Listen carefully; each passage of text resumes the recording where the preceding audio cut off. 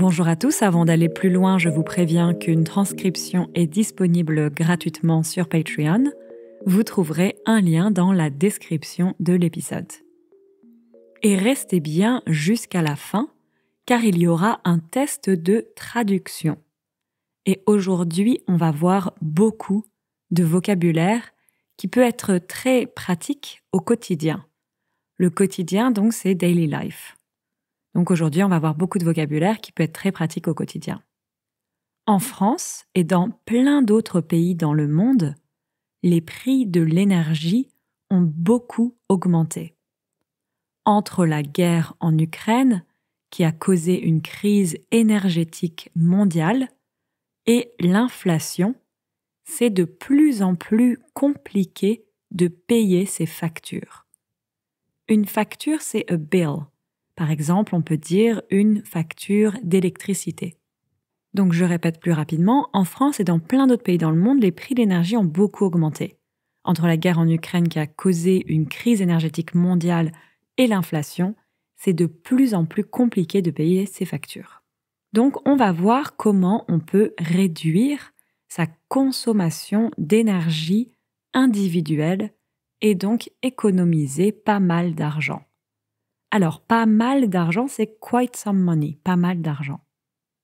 Donc, on va voir comment on peut réduire sa consommation d'énergie individuelle et donc économiser pas mal d'argent.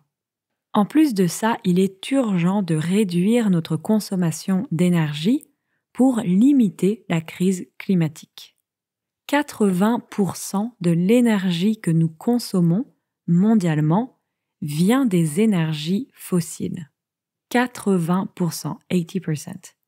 80% de l'énergie que nous consommons mondialement vient des énergies fossiles. Et la consommation d'énergie dans les pays développés a explosé ces dernières années. Pour limiter la crise climatique, une des grandes priorités, c'est donc de réduire autant que possible sa consommation d'énergie. Bien sûr, ce sont avant tout les gouvernements et les entreprises qui doivent faire de gros efforts. Mais en tant qu'individu, on peut agir de plein de manières aussi. Mais en tant qu'individu, c'est as an individual. Mais en tant qu'individu, on peut agir de plein de manières aussi. Ce sont des petits gestes ou des petites actions, ce sont des petits gestes, mais si on les additionne, au final, ça fait une réelle différence. Et si on est de plus en plus nombreux à adopter ces petits gestes, alors là aussi, on peut avoir un vrai impact. On va donc voir plusieurs catégories. Aujourd'hui, on va parler du chauffage, de la lumière, des appareils électroniques et des appareils ménagers. Le chauffage, ça vient du verbe chauffer. Chauffer, c'est to heat. Donc, le chauffage, heating. Donc, aujourd'hui, on va parler du chauffage, de la lumière, des appareils électroniques. Un appareil, on pourrait dire a device, an appliance. Des appareils électroniques et des appareils ménagers. Les appareils ménagers, ce sont les appareils pour la maison. Donc, domestic appliances. Donc je répète, aujourd'hui on va parler du chauffage, de la lumière, des appareils électroniques et des appareils ménagers. Et au prochain épisode, on parlera de l'eau chaude, de tout ce qu'on peut faire dans la cuisine et des déplacements. Et j'insiste, tout ce vocabulaire sera très utile. Donc restez bien jusqu'à la fin de l'épisode pour le petit test de traduction. Alors, première catégorie, le chauffage. Première chose qu'on peut faire, c'est limiter la température du chauffage à 19 degrés Celsius. 19 degrés Celsius, c'est environ 66 degrés Fahrenheit. Le chauffage, c'est ce qui consomme le plus d'énergie dans un logement. Un logement, qu'est-ce que c'est? Un logement, ça peut être un appartement, ça peut être une maison. En anglais, on dirait an accommodation, un logement. Donc le chauffage, c'est ce qui consomme le plus d'énergie dans un logement. Selon Greenpeace, on peut éviter jusqu'à 500 kg d'émissions de CO2 ou de dioxyde de carbone par an en réduisant sa consommation de chauffage. Alors, selon Greenpeace, donc on peut éviter c'est to avoid. On peut éviter jusqu'à 500 kg d'émissions de CO2 par an en réduisant sa consommation de chauffage. Et avant d'augmenter la température de son chauffage, on peut tout simplement commencer par mettre des vêtements plus chauds. Des vêtements, c'est clothes, des vêtements. Des vêtements plus chauds, donc warmer clothes. Et avant d'augmenter la température de son chauffage, on peut tout simplement commencer par mettre des vêtements plus chauds. Ensuite, on peut éteindre le chauffage quand on quitte son logement. Éteindre, c'est le contraire de allumer. Allumer, éteindre. To turn on, to turn off. Allumer, éteindre. Donc on peut éteindre le chauffage quand on quitte son logement. Et on peut aussi éteindre le chauffage dans les pièces qu'on n'occupe pas en journée. Attention, une pièce, ça peut être a coin, mais là, c'est a room, une pièce, des pièces. Donc on peut aussi éteindre le chauffage dans les pièces qu'on n'occupe pas en journée. Donc les pièces où on n'est pas pendant la journée. Par exemple, si on est dans le salon, pendant la journée, on peut éteindre le chauffage de la chambre. Pour être sûr de ne pas gaspiller de l'énergie, on peut installer un thermostat qui contrôle la température de notre logement. Gaspiller, c'est to waste. Gaspiller de l'énergie. On peut par exemple dire gaspiller de la nourriture. Pour être sûr de ne pas gaspiller de l'énergie, on peut installer un thermostat qui contrôle la température de notre logement. Fermer les rideaux le soir. Les rideaux, c'est the curtains. Un rideau, des rideaux. Donc, fermer les rideaux le soir. En fermant simplement ces rideaux, quand il n'y a plus de soleil, on peut réduire les pertes de chaleur des fenêtres de 60%. Donc, en fermant simplement ces rideaux quand il n'y a plus de soleil, on peut réduire les pertes de chaleur. C'est quoi des pertes de chaleur? Perdre, c'est to lose. La chaleur, donc, c'est heat. Donc, vous comprenez ce que c'est les pertes de chaleur. On peut réduire les pertes de chaleur des fenêtres. Les fenêtres, c'est windows, de 60%. Je répète plus rapidement. En fermant simplement ces rideaux quand il n'y a plus de soleil, on peut réduire les pertes de chaleur des fenêtres de 60%. Utilisez un bas de porte pour bloquer l'air frais qui rentre depuis l'extérieur ou depuis des pièces qui ne sont pas chauffées. Alors, c'est un peu compliqué. Utilisez un bas de porte. Qu'est-ce que c'est un bas de porte? Le bas, c'est the bottom. Une porte, donc a door. Donc, vous comprenez, c'est quelque chose qu'on met en bas de la porte pour bloquer l'air frais qui rentre depuis l'extérieur, from the outside, depuis l'extérieur, ou depuis des pièces qui ne sont pas chauffées. Et bien sûr, on peut rénover son logement. Il existe plein de manières de rénover son logement. Installer des doubles vitrages aux fenêtres, des doubles vitrages. Donc double, vous comprenez, une vitre, c'est a glass, a window, une vitre. Donc installer des doubles vitrages, les doubles vitrages, c'est double glazing, un double vitrage. Donc il existe plein de manières de rénover son logement, installer des doubles vitrages aux fenêtres, isoler le toit. Le toit, c'est the roof, isoler le toit, les murs, etc. Les murs, the walls. Donc il existe plein de manières de rénover son logement, installer des doubles vitrages aux fenêtres, isoler le toit, les murs, etc. Bien sûr, ça peut représenter des gros investissements, mais en fonction de où on habite, il peut y avoir des aides proposées par l'État. On peut dire des aides ou des subventions. Donc bien sûr, ça peut représenter des gros investissements, mais en fonction d'où on habite, il peut y avoir des aides proposées par l'État. Et il existe également des manières simples et économiques de mieux isoler son habitat. Donc, on a parlé du chauffage. Maintenant, notre deuxième catégorie, c'est la lumière. Alors, premier point, on peut éteindre la lumière quand on quitte une pièce. Donc, comme je disais, éteindre, c'est le contraire de allumer. Allumer, éteindre. Donc, ça paraît évident, mais pourtant, on a souvent tendance à laisser les lumières allumées dans des pièces où il n'y a personne. Ça paraît évident, c'est it seems obvious. Ça paraît évident. Mais pourtant, but yet, mais pourtant. Ça paraît évident, mais pourtant, on a souvent tendance à laisser les lumières allumées dans des pièces où il n'y a personne. Alors, attention avec il n'y a personne. Il y a une personne, c'est there's one person. Il y a une personne. Mais il n'y a personne, c'est there's nobody. Donc, il y a une personne, il n'y a personne. Donc, je répète, on peut éteindre la lumière quand on quitte une pièce. Comme je disais, ça paraît évident, mais pourtant, on a souvent tendance à laisser les lumières allumées dans des pièces où il n'y a personne. Ensuite, ce qu'on peut faire, c'est de privilégier la lumière naturelle. Quand on est dans une pièce où il y a des fenêtres, on peut se suffire de la lumière de l'extérieur et éteindre les lampes. Donc quand on est dans une pièce où il y a des fenêtres, attention, ici, où, it means where. Quand on est dans une pièce où il y a des fenêtres, on peut se suffire de la lumière de l'extérieur et éteindre les lampes.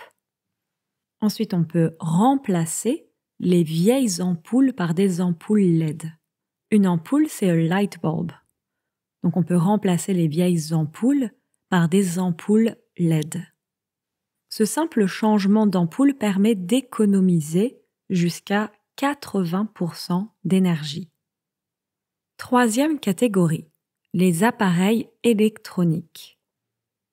La première chose qu'on peut faire, c'est éteindre son ordinateur ou son PC. Donc, encore une fois, éteindre, allumer. Donc là, on peut éteindre son ordinateur, son PC. Quand un ordinateur est en veille ou quand un ordinateur est en stand-by, il continue de consommer de l'énergie. On peut dire être en veille ou être en stand-by, donc vous comprenez. En français, on peut aussi dire donc être en stand-by. Une autre chose qui est très importante, c'est d'installer des multiprises. Qu'est-ce que c'est une multiprise? Une prise, c'est a plug. Et donc, vous comprenez, une multiprise, c'est quelque chose qui a plusieurs prises. Donc, installer des multiprises. Tout comme l'ordinateur, la télévision, la box Internet, les chargeurs continuent de consommer de l'énergie quand ils sont en veille ou en stand-by. Je répète plus rapidement, c'est important d'installer des multiprises parce que, tout comme l'ordinateur, la télévision, la box Internet, les chargeurs continuent de consommer de l'énergie quand ils sont en veille ou en stand-by. Une multiprise permet d'éteindre très facilement tous ces appareils quand on ne les utilise pas. Une autre chose qui est importante, c'est d'éviter de multiplier les appareils électroniques. Donc, éviter to avoid. C'est important d'éviter de multiplier les appareils électroniques. Plus on a d'appareils, plus on consomme de l'énergie. Plus on a d'appareils, c'est the more we have appliances. Plus on a d'appareils, plus on consomme de l'énergie, the more we consume energy. Plus on a d'appareils, plus on consomme de l'énergie. Alors, je ne sais pas si c'est vraiment un appareil électronique, mais on peut aussi éviter le sèche-cheveux. Qu'est-ce que c'est un sèche-cheveux? Sec, ça veut dire dry. Sécher, c'est donc le verbe to dry. Donc le sèche-cheveux, c'est quelque chose qui va sécher les cheveux. Les cheveux, hair. Donc vous comprenez ce que c'est un sèche-cheveux. Donc on peut éviter le sèche-cheveux autant que possible parce que, en plus d'abîmer les cheveux, un sèche-cheveux utilise beaucoup d'énergie. En plus d'abîmer. Abîmer, c'est to damage. En plus d'abîmer les cheveux, un sèche-cheveux utilise beaucoup d'énergie. À la place, vous pouvez laver vos cheveux le soir et les laisser sécher naturellement. Je répète plus rapidement. Donc on peut aussi éviter le sèche-cheveux autant que possible parce que, en plus d'abîmer les cheveux, un sèche-cheveux utilise beaucoup d'énergie. À la place, vous pouvez donc laver vos cheveux le soir et les laisser sécher naturellement. Quatrième et dernière catégorie, les appareils ménagers. Donc comme je disais tout à l'heure, les appareils ménagers, ce sont les appareils qui sont à la maison. Donc on pourrait dire domestic appliances, des appareils ménagers. Pareil que pour les appareils électroniques, évitez de multiplier les appareils ménagers. Plus on a d'appareils ménagers et plus on utilise de l'énergie. Alors, quelque chose qu'on peut faire, c'est réduire la température de sa machine à laver à 30 degrés Celsius. C'est quoi une machine à laver? Donc, une machine à laver, c'est un appareil ménager. Une machine à laver, laver, c'est to wash. Donc, vous comprenez, une machine à laver, c'est a washing machine. Une machine à laver. Donc, on peut réduire la température de sa machine à laver à 30 degrés Celsius. C'est à peu près l'équivalent de 86 degrés Fahrenheit. Laver à 30 degrés, c'est mieux pour sa facture d'électricité, mais c'est également mieux pour son linge. Le linge, c'est laundry. Donc laver à 30 degrés, c'est mieux pour sa facture d'électricité, mais c'est également mieux pour son linge. L'eau chaude a tendance à abîmer le linge sur le long terme. Abîmer, j'ai dit tout à l'heure, c'est to damage. L'eau chaude a tendance à abîmer le linge sur le long terme. Si on a du linge taché ou des torchons très sales, on peut les laisser dans de l'eau pendant 30 minutes avec 2 à 3 cuillères à soupe de percarbonate de sodium. Alors, c'est un peu compliqué, je vais expliquer. Si on a du linge taché, une tache, c'est a stain. Donc, vous comprenez ce que c'est du linge taché. Si on a du linge taché ou des torchons très sales, un torchon, c'est a dish towel, un torchon.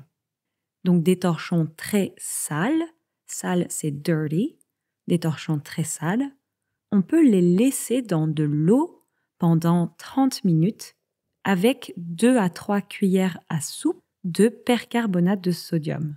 Une cuillère, c'est a spoon, donc vous comprenez, une cuillère à soupe. Je répète, si on a du linge taché ou des torchons très sales, on peut les laisser dans de l'eau pendant 30 minutes avec 2 à 3 cuillères à soupe de percarbonate de sodium. Et ensuite, on les met dans la machine à laver à 30 degrés. C'est très efficace comme méthode. Je répète tout ça un peu plus rapidement.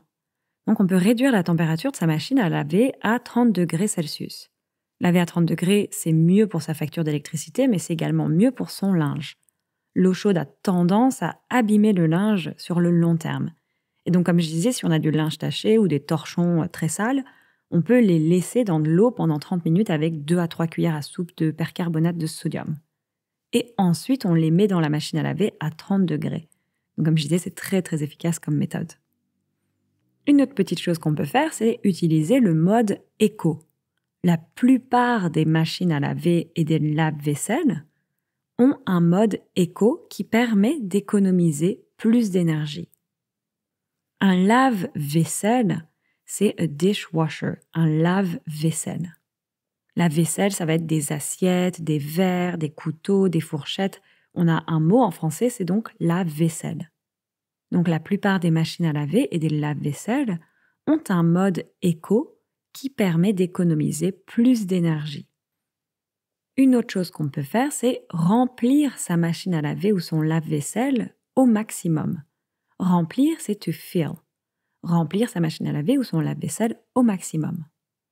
En remplissant sa machine à laver ou son lave-vaisselle au maximum, on peut réduire le nombre de machines qu'on fait et donc on peut réduire sa consommation d'énergie. Une chose qui a beaucoup d'impact, c'est de ne pas utiliser de sèche-linge. Un sèche-linge, donc vous pouvez normalement comprendre avec tout ce que je vous ai dit.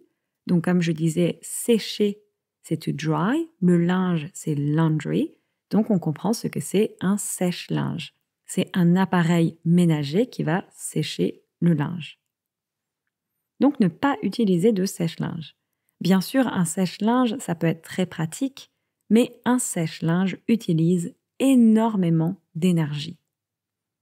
En séchant ses vêtements à l'air libre, plutôt qu'avec un sèche-linge, on peut éviter, en moyenne, 130 kg d'émissions de CO2 par an.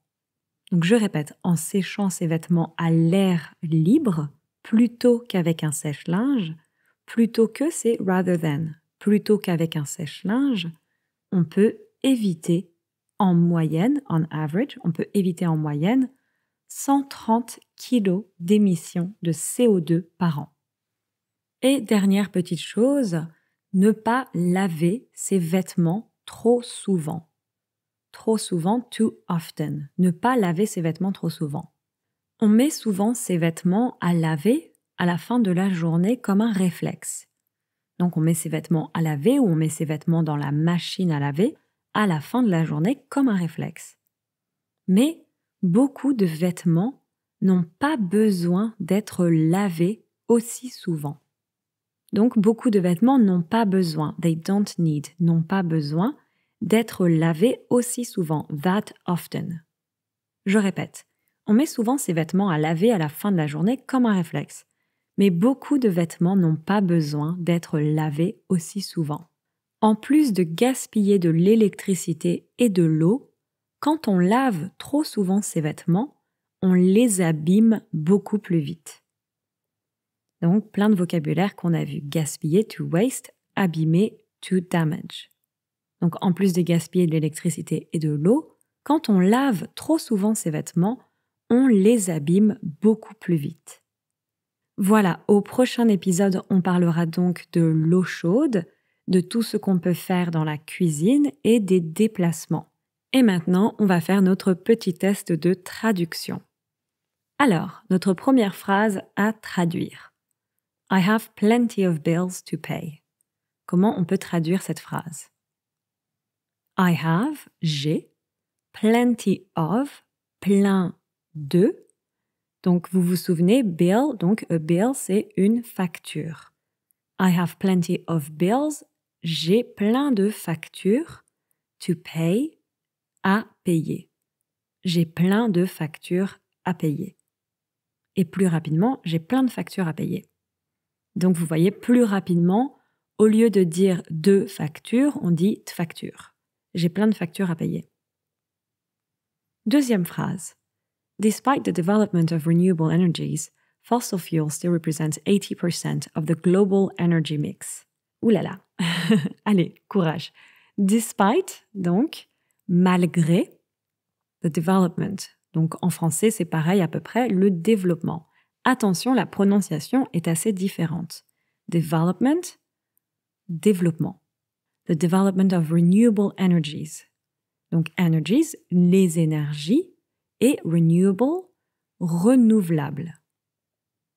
Ça s'écrit renouvelable, mais quand on prononce, on dit renouvelable. Les énergies renouvelables.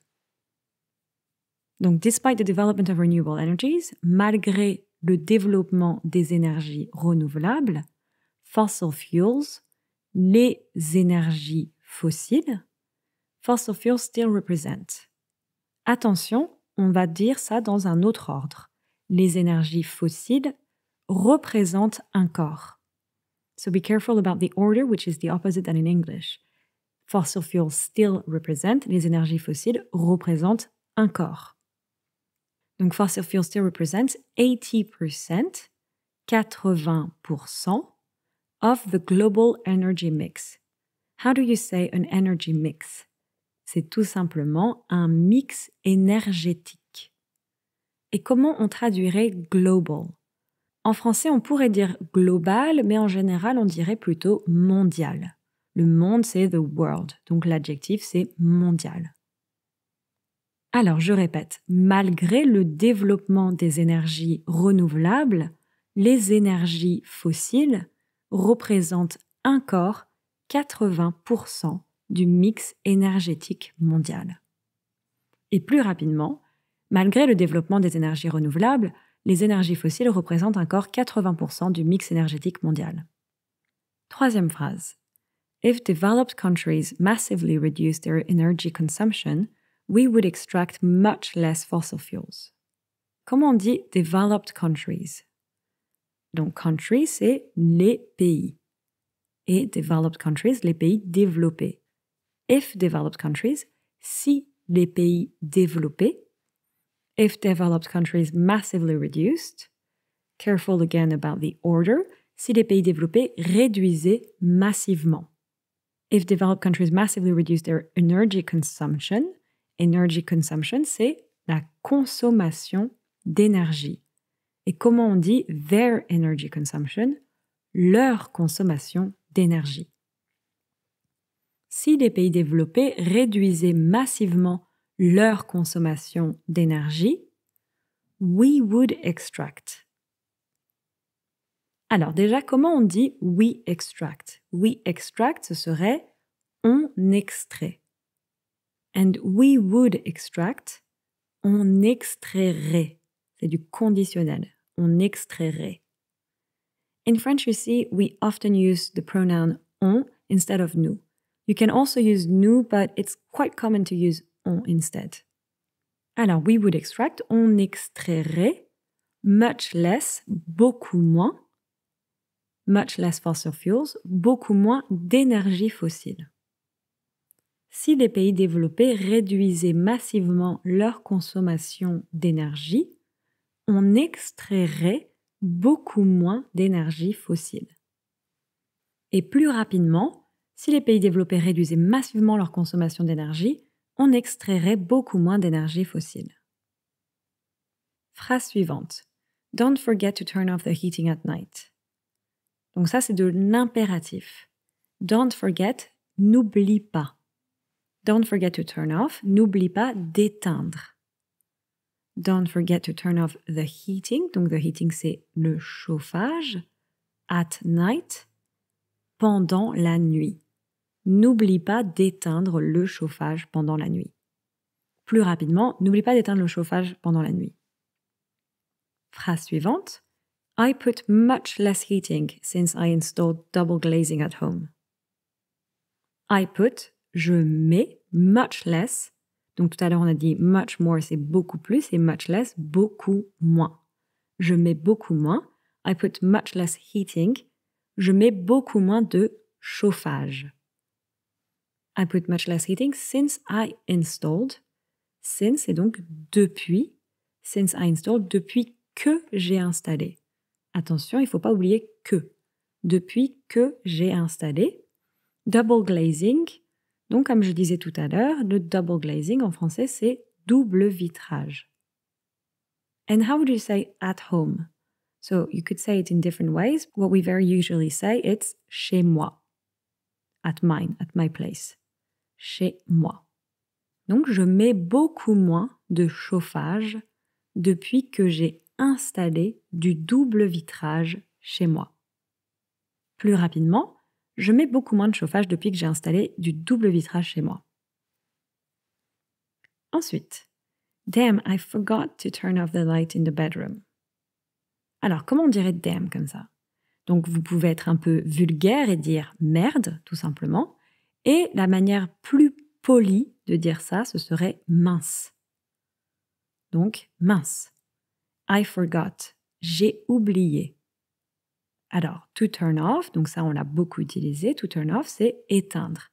I forgot to turn off, j'ai oublié d'éteindre. I forgot to turn off the light, la lumière, in the bedroom, dans la chambre. Mince, j'ai oublié d'éteindre la lumière dans la chambre. Why do they leave the lights on at the office when there's plenty of light from outside? Why? Pourquoi? Why do they leave? Pourquoi est-ce qu'ils laissent the lights on, les lumières allumées, at the office, au bureau? Here for this when there is, we would say alors qu'il y a.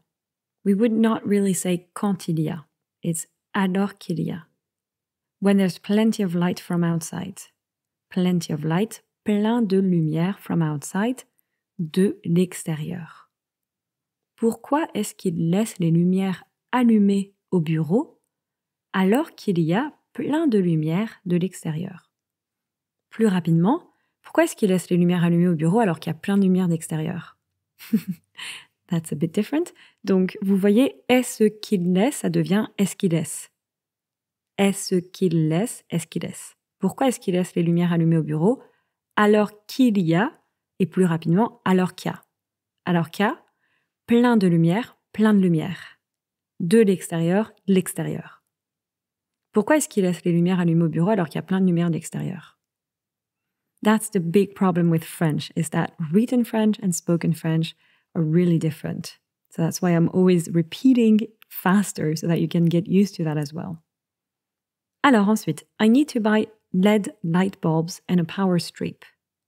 I need to, j'ai besoin de. Le besoin, c'est the need. Donc, I need to, j'ai besoin de. I need to buy, j'ai besoin d'acheter LED light bulbs. Donc, light bulb, on a dit que c'était une ampoule. Donc, des ampoules LED and a power strip. Alors, comment on dit a plug? C'est une prise. Donc, a power strip, c'est quand il y a plusieurs prises, on dit une multiprise. J'ai besoin d'acheter des ampoules LED et une multiprise. Plus rapidement, j'ai besoin d'acheter des ampoules LED et une multiprise. Ça va. Allez, courage, on continue. Vous apprenez plein de vocabulaire, c'est super. Donc, he always leaves his computer on standby instead of turning it off. He always leaves. Il laisse toujours. Pareil, attention à l'ordre. Il laisse toujours. His computer, donc son ordinateur. On standby, vous pouvez dire en veille ou en standby. Instead of, or rather than, plutôt que. Et donc, instead of turning it off, plutôt que de l'éteindre. Il laisse toujours son ordinateur en stand-by plutôt que de l'éteindre. Allez, plus que 3 phrases.